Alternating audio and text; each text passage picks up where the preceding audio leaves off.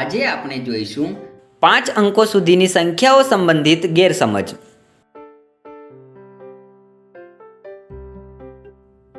અત્યાર સુધી આપણે 5 અંકો સુધીની સંખ્યાઓ વિશે જાણ્યું।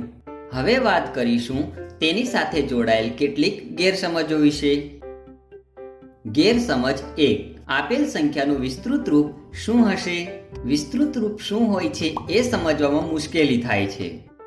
સંખ્યાના 8 વત્તા 6 વત્તા 6 વત્તા 1 વત્તા 8 આવી રીતે ખોટું વિસ્તૃત રૂપ કરવામાં આવે છે। જો એને આવી રીતે લખીશું તો તેનું મૂલ્ય થશે 29, જે ખોટું છે। કેટલીક વાર સંખ્યાના વિસ્તૃત રૂપનો અર્થ સંખ્યાના અંતમાં શૂન્ય મૂકવું એવું પણ સમજવામાં આવે છે।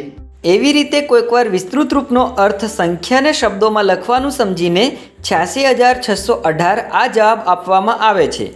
સાચી સમજણથી વિકલ્પ 4 એ સાચો જવાબ છે। આ ગેરસમજ દૂર કરવા એ સમજવું જરૂરી છે કે આ સંખ્યામાં 10,000 એ 8 વાર છે, 1,000 એ 6 વાર છે, 100 એ 6 વાર છે, 10 એ 1 વાર છે અને 1 એ 8 વાર છે।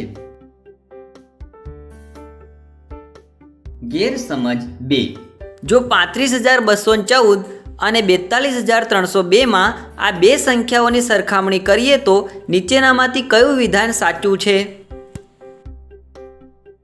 સ્થાન કિંમતને ન સમજવાના કારણે 100ના સ્થાનના 2 ને એકમના સ્થાનના 2 બરાબર ગણવામાં આવે છે, ખરેખર જે ખોટી સમજ છે।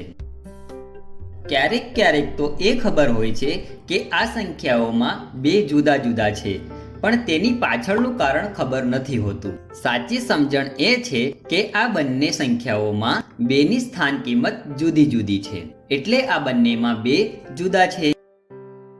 ગેરસમજ 3, 2, 3, 5 અને 0 થી બનતી સૌથી નાની 4 અંકની સંખ્યા કઈ છે? 0 જ્યારે સંખ્યાની આગળ લખવામાં આવે તો સંખ્યાના મૂલ્યમાં કોઈ ફેરફાર થતો નથી, એટલા માટે 0, 2, 3, 5 આ સંખ્યા 235 જ છે, જે 3 અંકની સંખ્યા છે। કેટલીક વખત સમજ્યા વગર 4 અંક જોઈને અને સૌથી નાનું 0 હોવાથી વિકલ્પ 1 જવાબ આપવામાં આવે છે, જે આ ખોટી સમજ છે। 4 અંકોની સૌથી નાની સંખ્યા લખવા માટે 235 ને તો ચડતા ક્રમમાં લખવામાં આવે છે, પણ 0 ને ક્યાં લખવું તે સમજણ ન પડવાના કારણે 0 ને 5 પછી લખવામાં આવે છે, માટે વિકલ્પ 2 માં આ ખોટો જવાબ મળે છે। સાચી સમજ એ છે કે 0 થી સંખ્યાની શરૂઆત નથી કરવામાં આવતી, એટલા માટે તેને સૌથી નાની સંખ્યા પછી લખવામાં આવે છે। આ સમજથી સાચો જવાબ મળે છે કે 2035। તો આજે આપણે જોયું કે 5 અંકો સુધીની સંખ્યાઓને સંબંધિત ગેરસમજ।